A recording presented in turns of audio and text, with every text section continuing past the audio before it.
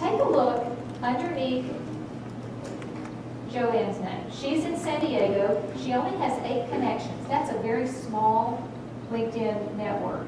She may have just started it, or she may have just been accepting other people's invitations.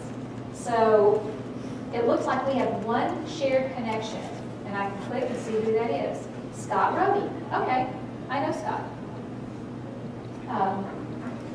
You may know Scott too.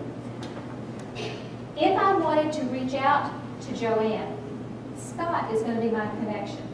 And here's how I do it. I don't even have to open up her profile, but I will, because before I contact her, I want to know a little something about her.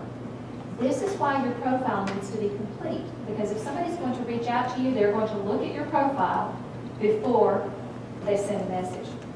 Okay. She has worked for DFW Airport and for the Colleyville Area Chamber of Commerce, but now she's in San Diego. So she's from here. That's pretty cool. She went to Dallas Baptist University and TCU. And let's scroll down and see. She got a journalism, Ag PR, here's your Ag PR, in 1999, and a Master of Arts in Organizational Management in 2003. And then she put a lot of other stuff down here, groups and associations. Okay. All right, so if I wanted to reach out to her, the only way I can do that, I don't know her email address, and she doesn't have it in her name list. She doesn't have it published. So I would have to, if you want to send an email, that'll cost you money. Some people want to do that. Recruiters have paid money. But I will do get introduced through a connection. And this is part of the courtesy, the etiquette of LinkedIn. Treat this person as an individual that you haven't met in the same way that you would write a cover letter. Introducing yourself in a very professional way, but knowing that she used to live here. So you've got that in common, you've got TCU in common, and it's nice to tell them how you found them. Instead of, my name is blah, blah, blah, blah, blah. Say, I found you when looking for TCU alumni who are working at GSA. It creates a better bond that way. Talk about the connection first, and then say why you're contacting her. I'd like to know, I'm interested, I'm looking at career options, and I'd like to ask you a few questions. Would you be open to a phone call later this week? If you ask all of your questions in the email, in this message, then she's got the opportunity to say no. If you don't really put all your questions out there, but just say, here's our connection, and I found you. I'd like to talk to you for maybe 10 minutes. Would that be possible? She'll be more likely to say yes. So as my salesman's son says, help them to say yes to you. Create an environment where they will say yes. You don't want to get a slam in the door in your face. So you will write 2 messages. One of them is your message, my message to Joanne, and that's where I will write my little message.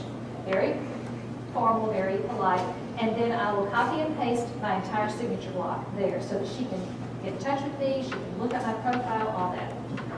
Then I will write a very brief note for Scott Roby.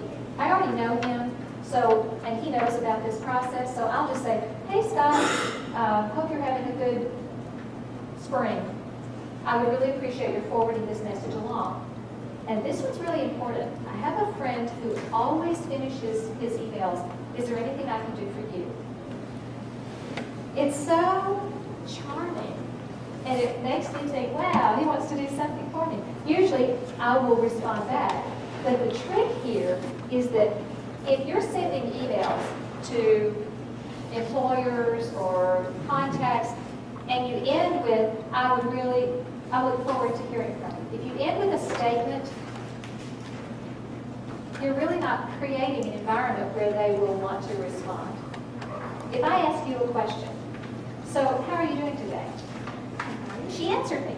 If I said, I hope you're doing okay, she doesn't have to say anything. So end your message with some type of a question, whether it's, would it be all right for me to contact you next Tuesday at 2? They're more likely to respond. So end your emails with a question if you want to get an answer. So this, and he says, usually I just email him back and say, no, nothing right now, but it was nice of you to ask. and then you just click send. So that takes about 5 minutes. And for the free account, I've got to watch my time. Okay, for the free account, you can send 5 of these introductions at a time. When one reaches its destination, you get that one back. So it's kind of like, you can do 5, if 3 of them are still in route, then I've got two back.